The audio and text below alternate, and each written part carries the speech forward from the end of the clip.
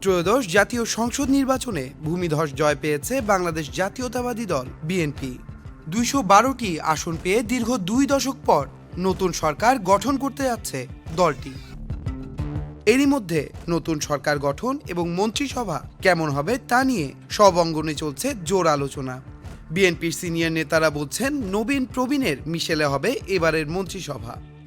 পূর্ণাঙ্গ মন্ত্রিত্বের আলোচনায় আছেন বিএনপির স্থায়ী কমিটির সদস্য আমির খসরু মাহমুদ চৌধুরী, মির্জা আব্বাস, বাবু গয়েশ্বর চন্দ্র রায়, ডক্টর আব্দুল মঈন খান, ইকবাল হাসান মাহমুদ টুকু, মেজর অবসরপ্রাপ্ত হাফিজউদ্দিন আহমেদ বীর বিক্রম ও ডাক্তার AZM জাহিদ। এছাড়াও নতুনদের মধ্যে আলোচনায় আছেন ঢাকায় বিপুল ভোটের ব্যবধানে জয় পাওয়া হাবিবুর রশিদ হাবিব।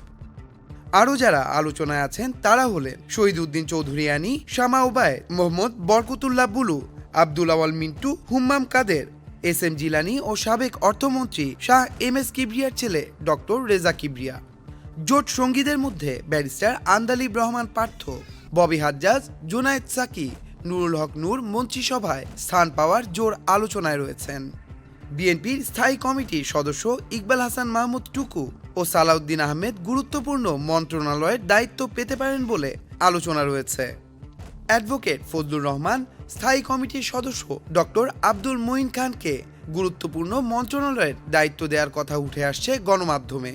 টেকনোক্রেট কোটায় অ্যাডভোকেট রুহুল কবির রিজভী ও তারেক রহমানের উপদেষ্টা ডক্টর মাহাদি আমিনকেও দেখা যেতে পারে মন্ত্রিপরিষদে।